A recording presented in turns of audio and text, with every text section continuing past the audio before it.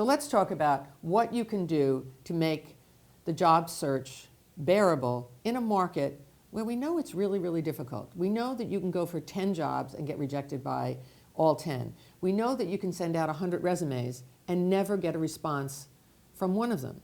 So what are some of the things that you have to do to really stay in the mix and to continue to be hopeful about the future of you getting a job? Well, staying with people is the most important thing. Let me tell you what we do here at Grace Institute. At Grace Institute, we have something called our Monday morning meetings. Monday morning meetings meet every Monday morning at 10 a.m. And when you come to the meeting, you must come dressed for a job. The purpose of these meetings is to bring people together to talk about the job search, to also introduce them to employers. We bring an employer every single week to the meeting so that they can talk to you about what's going on in the economy, they can talk to you about what's going on in the job market, they can give you tips. But when you come to this meeting, there are another 25 or 30 women there whom you can talk to about what's going on. In the course of that, you never know if one of those women may find a job for you. Their sister, their brother, their aunt, their uncle, their mother, their father, somebody may know of a job that they don't want and somebody else doesn't want, but it is a job that may be perfect for you. So if you can join a group like our Monday morning group, which we call our job club, find a job club that you can join. Libraries do these things.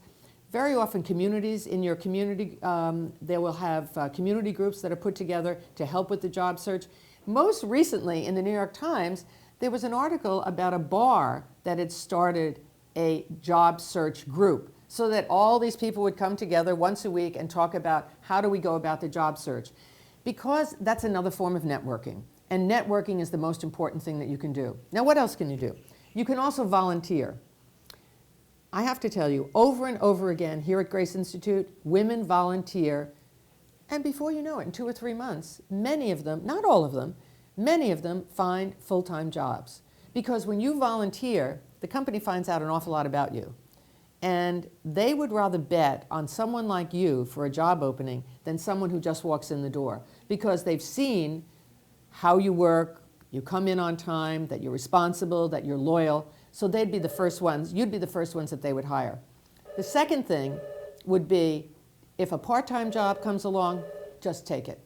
You know, people always say, oh, I don't want to take a part-time job. Many, many jobs nowadays are going part-time to permanent.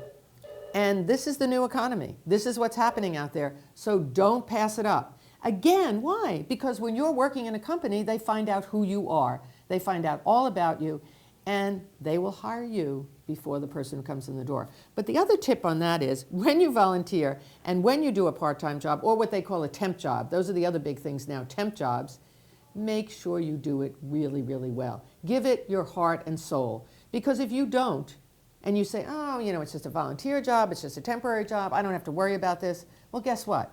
When an opening comes in that company, you know what they're going to say? We don't have to worry about him or her because they didn't care about us.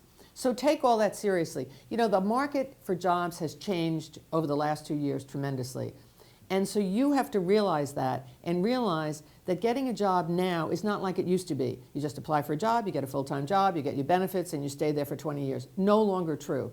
The entry into finding jobs is completely different now than it ever was. So keep those things in mind, all right? That you can do volunteer work, you can do temporary work, but most importantly, get out of your house or apartment and talk to people. Get engaged. That's what we do here at Grace Institute, and I can guarantee you, if you talk to the women here, they will say that's what motivates them, keeps them optimistic, keeps them thinking, I can do this, I will eventually find a job. And you know what?